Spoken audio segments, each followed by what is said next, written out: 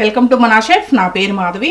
ఈ రోజు నేను మీకు మటన్ ఈగురు ఎలా తయారు చేయాలో చూపిస్తానండి. ఇది రైస్ లోకి చాలా టేస్టీగా ఉంటుంది, అలాగే చపాతీలో కూడా తినొచ్చు. తప్పకుండా ఒకసారి ట్రై చేసి చూస్తే మీకే అర్థమవుతుంది. ఇప్పుడు ఈ రెసిపీని ఎలా తయారు చేయాలో చూపిస్తాను. ఫస్ట్ గా ఇలా ఒక కుక్కర్ తీసుకోండి. దీంట్లో ఇక్కడ చూడండి, ఒక హాఫ్ కిలో మటన్ 2-3 సార్లు శుభ్రంగా కడిగి వేసుకోండి. ఈ మటన్ని నేను కొంచెం చిన్న చిన్న ముక్కలుగా వేసుకున్నానండి. మీకు కావాలంటే ముక్కలు పెద్దగా కూడా వేసుకోవచ్చు. ఇక్కడ చూసారా, కొంచెం చిన్న చిన్న ముక్కలు వేసుకున్నాను నేను. దీంట్లో ఈ మటన్లో మీ రుచికి సరిపడా సాల్ట్ వేసుకోండి. దీంట్లోనే పసుపు 1 టీ స్పూన్, కారం 1 టేబుల్ స్పూన్, దీంట్లోనే యాలకులు 3, చెక్క 1 అంగుళం ముక్క, లవంగాలు 3, దీంట్లోనే 1 టేబుల్ స్పూన్ ఆయిల్ వేసుకోండి. ఇవన్నీ వేసుకున్న తర్వాత దీంట్లో 1 పావు లీటర్ వాటర్ యాడ్ చేసుకోవాలి. వాటర్ యాడ్ చేసుకొని మొత్తం బాగా కలపండి. ఇలా మొత్తం కలుపుకున్న తర్వాత కుక్కర్కి మూత పెట్టేసేయాలి. మూత పెట్టి 4 విజిల్స్ వచ్చేదాకా స్టవ్ మీద పెట్టి ఉడికించుకోవాలి. ఇప్పుడు కుక్కర్కి మూత తీసి చూద్దాం. చూడండి, మనకు బాగా ఉడికిపోయింది. ఇప్పుడు ఈ ముక్కలన్నిటిని ఒక గిన్నెలో వేసుకొని సపరేట్ చేసి పెట్టుకోండి. మనం ఈ వాటర్ ఏం పారిపోయాల్సిన అవసరం లేదు.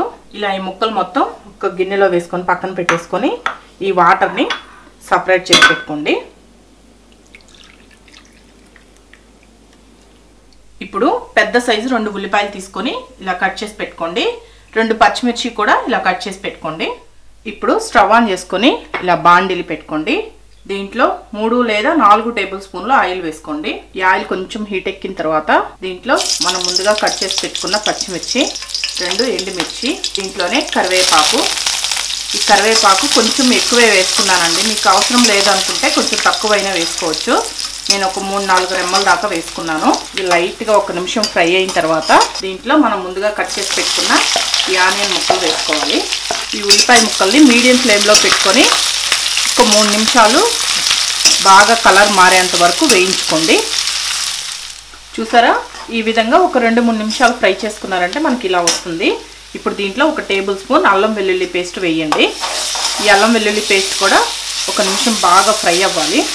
ఈ అల్లం వెల్లుల్లి పేస్ట్ కూడా బాగా ఫ్రై అయింది కదా. ఇప్పుడు దీంట్లో మనం ఆల్రెడీ ఉడికించి పెట్టుకున్న ఈ మటన్ ముక్కలు వేసుకోవాలి.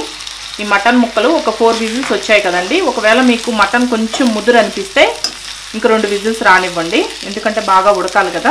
ఈ మటన్ లేతగా ఉంది కాబట్టి ఒక 4 విజిల్స్ వచ్చేదాకా ఉడికించుకున్నాను. కొంచెం ముదురుది అనుకోండి, ఒక 2 విజిల్స్ ఎక్స్ట్రా ఉడికించుకోండి, సరిపోతుంది. ఇలా వేసుకొని మొత్తం బాగా కలపాలి. ఇలా మొత్తం కలుపుకున్న తర్వాత దీంట్లో ధనియాల పొడి 1 tablespoon, garam masala powder 1 teaspoon, ఇవి 2 వేసుకొని మనం సాల్ట్ ఏమి యాడ్ చేయాల్సిన అవసరం లేదు. ఆల్రెడీ మనం ఉడికించుకునేటప్పుడు సాల్ట్ వేసాం కాబట్టి మీకు సరిపోకపోతే కొంచెం యాడ్ చేసుకోండి.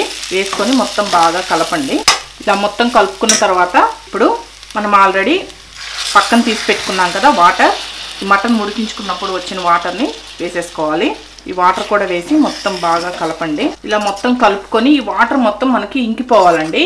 ఇంకిపోయి బాగా ఫ్రై అయ్యిందాక వేయించుకోవాలి. మీడియం ఫ్లేమ్లో పెట్టుకొని వేయించుకుంటూ ఉన్నారంటే ఈ గ్రేవీ మొత్తం మనకి బాగా ఇంకిపోతుంది. చూసారు కదా, మనకి ఈ గ్రేవీ మొత్తం ఇంకిపోయింది కదా. వాటర్ మొత్తం ఇంకిపోయి ఇలా చిక్కటి గ్రేవీ లాగా రావాలి. ఇలా వచ్చిన తర్వాత దీంట్లో లాస్ట్గా కొత్తిమీర చల్లుకొని సర్వ్ చేసుకుంటే సరిపోతుంది. రైస్లోకి చాలా బాగుంటుందండి. ఇప్పుడు దీన్ని మనం స్టవ్ ఆఫ్ చేసి సర్వ్ చేసేసుకుందాం. చూసారు కదా, మటన్ ఇగురు చాలా సింపుల్ గా ఎలా తయారు చేసుకోవచ్చో. టేస్ట్ చాలా బాగుంటుంది, రైస్ లోకి చాలా టేస్టీగా ఉంటుంది. తప్పకుండా ఒకసారి ట్రై చేసి చూడండి. ఈ వీడియో కానీ మీకు నచ్చినట్లయితే నా యూట్యూబ్ ఛానల్ మనా షెఫ్ కి సబ్స్క్రైబ్ చేయండి. నచ్చితే లైక్ చేయండి, షేర్ చేయండి, కామెంట్ చేయండి.